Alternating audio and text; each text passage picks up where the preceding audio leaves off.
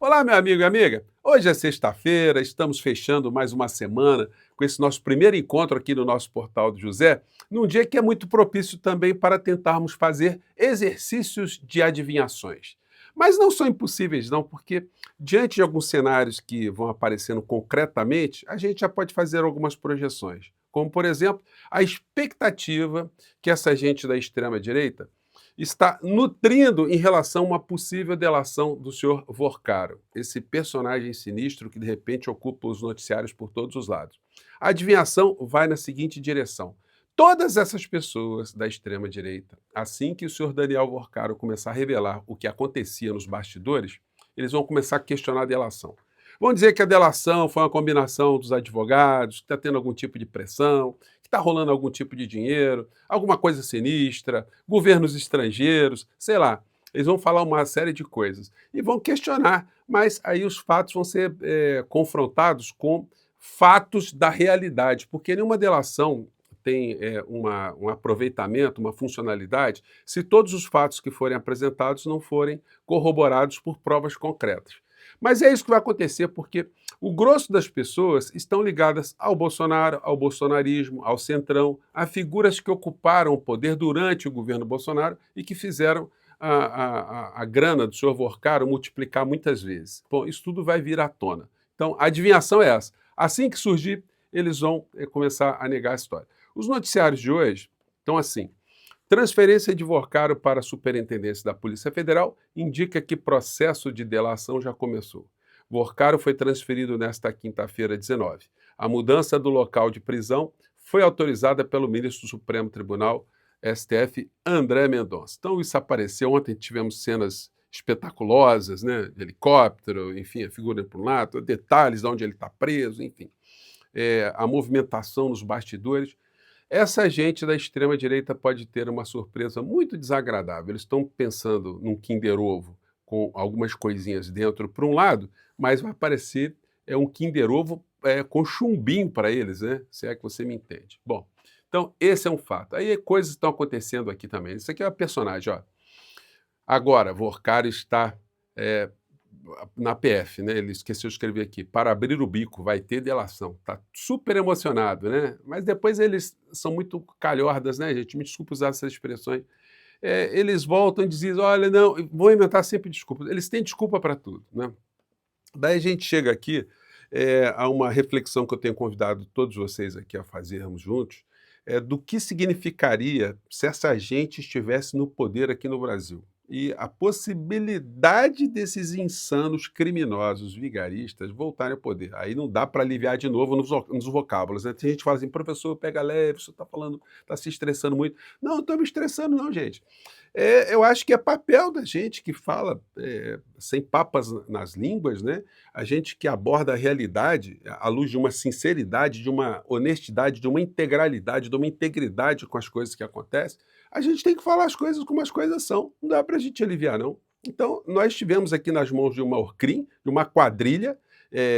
Gente, é só ver o comportamento. Aliás, eu coloquei hoje um vídeo fazendo análises no campo psiquiátrico no nosso canal de corte. Se você não viu, assista lá, vou colocar no link aqui no primeiro comentário aqui do nosso portal. Porque, gente, é uma coisa, vocês imaginem só o Brasil ser dirigido por uma quadrilha de gente com desequilíbrios psiquiátricos, enfermidades psiquiátricas, somadas a desvio de caráter, a desvios éticos, a má compreensão do planeta, a má compreensão do que significa viver em sociedade, o que significa o respeito ao próximo. Então, a gente correu seríssimos riscos e ainda não estamos livres desses riscos. Olha só, um desses personagens, porque essa gente vai se conectando, é o presidente da Argentina, que eu tenho sempre tratado aqui nos nossos papos aqui no Portal do José, né?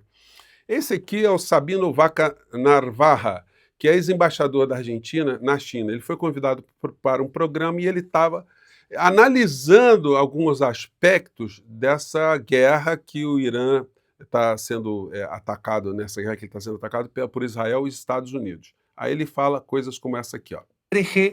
En parte de la editorial que escuché de ustedes, que me pareció muy acertada, en este elemento. Yo creo que Milei está pasando directamente a ser un representante de Trump y de Netanyahu.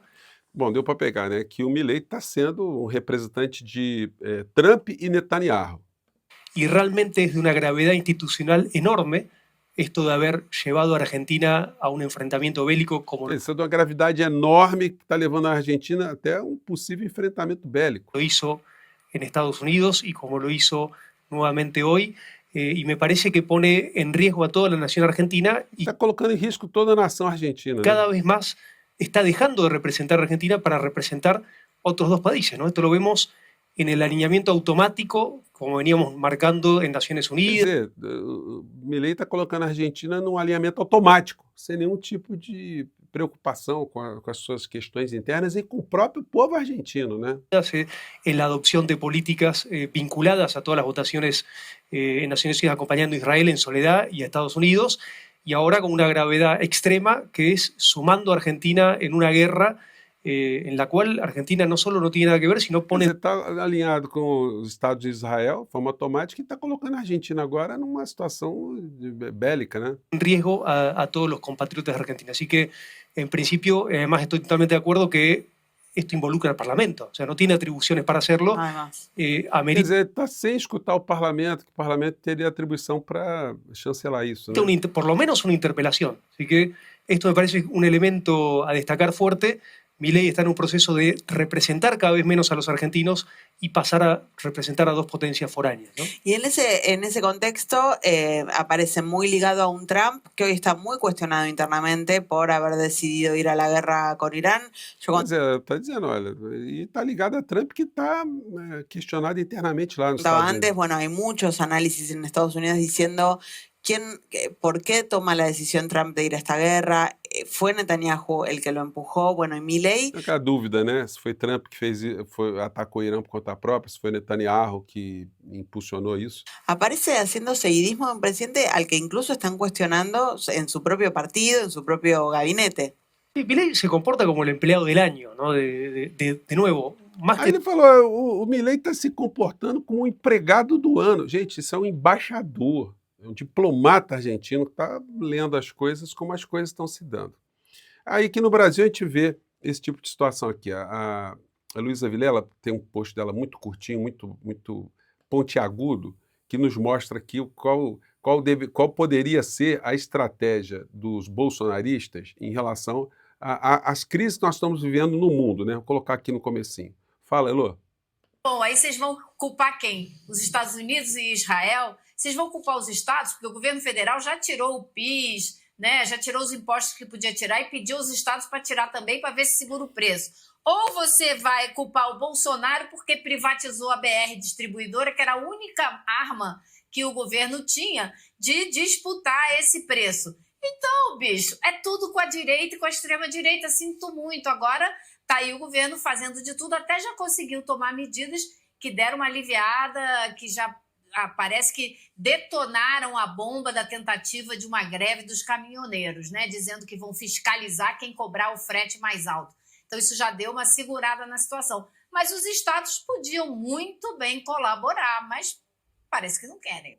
Tá bom, Então, aí vocês... eles vão fazer manobras, os bolsonaristas, para jogar qualquer tipo de crise aqui dentro do Brasil ou fora do Brasil, sempre no colo do governo. Eles tiram a responsabilidade deles e sempre tentam colocar outro. E aí a gente chega até esse personagem aqui, o Dudu Bananinha. Gente, olha, eu assisti uma entrevista que ele deu no canal sionista, né, um canal que defende o Estado de Israel, enfim, um canal que a gente poderia classificar como sendo de ultra-extrema direita, e o Dudu Bananinha foi lá, como convidado, né? E falou coisas muito grotescas, né? Eu vou economizar aqui com vocês, porque eu sei que vocês não gostam, mas só para a gente ter uma noção nas mãos de quem o Brasil esteve durante um tempo. Vamos lá, fala, criatura. Suas colocações. Fazendo Ele isso. realmente... Aqui, primeiro é o seguinte, perguntaram para ele o que ele achava do Trump. Olha os olhinhos da criatura brilhando, olha o patriota. Tudo isso mais um pouco. É o que os advogados falam, né? É um sujeito sui generis, né? É um perfil quase que único, porque, de fato, ele tem um grande senso de humor. Se vocês forem resgatar os vídeos antigos deles, antes de ele entrar na política, quando ele era aqui... O Trump tem um grande senso de humor, mas que ele enxerga o Trump. Um provocador de mortes, né? Já provocou muitas mortes no período da pandemia, o tempo que ele estava à frente dos Estados Unidos. e continua a produzir mortes por todos os lados, mas é uma figura com um senso de humor, né? Querido por democratas e republicanos, até porque seus familiares já fizeram doações para o Partido Democrata no passado, inclusive para Kamala Harris, quando estava concorrendo a Aí, assim, numa felicidade, né? Assim, mais babando, né? É um puxa-saco, é um lacaio. Mas aí a coisa fica mais complicada quando eles perguntam aqui como é que seria a relação Brasil-Estados Unidos, o Brasil e Israel, se eles estivessem no poder. Isso é para nós é o que interessa mais de perto. Vamos ver o que diz a criatura. Mas, Deixa eu enfim. aproveitar para esse assunto, dá para fazer já uma pergunta que eu já ia fazer. Está muito rápido aqui a velocidade. Deixa eu colocar a velocidade certa aqui para poder ver. Vamos lá. Exatamente sobre esse assunto, já gastar uma das perguntas que eu ia fazer, que é a seguinte: se hoje Bolsonaro estivesse no poder, seja o Jair, seja o Flávio, seja quem fosse, vocês estivessem no poder, vamos colocar assim, diante dos protestos do Irã, qual teria sido a reação de vocês? O que se reprimenda, nota, corte de relações, neutralidade, não falar nada, e na hora que entra na guerra e o Irã começa também a atirar mísseis em Israel ou nos países do Golfo em cima de civis, muda alguma coisa, não muda na postura? Qual que você imaginaria que seria a sua situação se vocês estivessem no poder hoje? Bem, primeiro de tudo, eu coordenaria uma ação junto com os países aliados, né? Notoriamente Estados Unidos e Israel. Gente, vocês vejam só que o Milei, quando ele diz que a Argentina pode enviar tropas lá também para lutar contra o Irã, para bombardear o Irã, enfim, se colocar nesse conflito, estando do lado de cá do planeta. Aí quando você vê a declaração de uma criatura como essa, de um irresponsável, de um traidor da pátria, de um conspirador, a gente teria que fazer um questionamento, né? O senhor Eduardo Bolsonaro, o senhor manipula armas, né? O senhor é um belicista. Por que o senhor não vai para lá? O senhor não vai para lá ajudar? Por que o senhor não se candidata para ir na linha de frente para defender? Né? Porque o bolsonarista covarde é sempre assim, vai na frente que eu fico aqui atrás olhando, né? Então isso nos dá conta do que a gente correu de riscos aqui no Brasil. O pior de tudo é o seguinte: se fizesse um alistamento voluntário aqui no Brasil, está arriscado um monte de bolsonaristas se colocar para ir morrer lá do outro lado do planeta, né? Mas vamos ver o mesmo trecho aqui. Porque a gente não pode ter a arrogância de achar que nós sabemos de tudo quando existe um conflito em outra região do mundo. O Brasil ele não é uma potência militar mundial, tal qual os Estados Unidos, que consegue abrir em 24 horas 2 flancos de guerra em qualquer lugar do planeta Terra.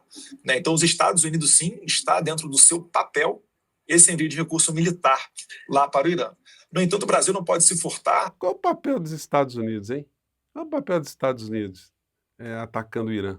De fazer as manifestações nos fóruns internacionais, né, dar o apoio moral, dizer, né, colocar o norte para dizer, ó, a nossa bússola moral está apontando para cá. A sua bússola moral está apontando para quê?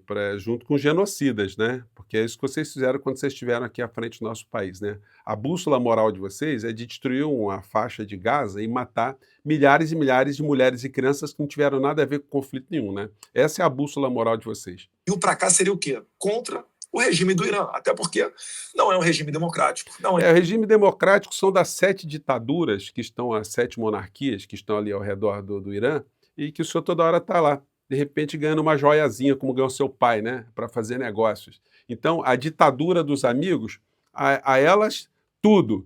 E as ditaduras dos inimigos, aí bombas, né? Mas fica aberto aí o convite para o Dudu Bananinha et caterva, eles se alistarem para ajudar o exército de Israel. Aliás, poderiam ir, né? A Israel está em todo canto aí, fazendo conflitos, está na frente lá no Líbano. Pode ir ali para a frente do Líbano, pode pegar uma embarcação para tentar ocupar o Irã.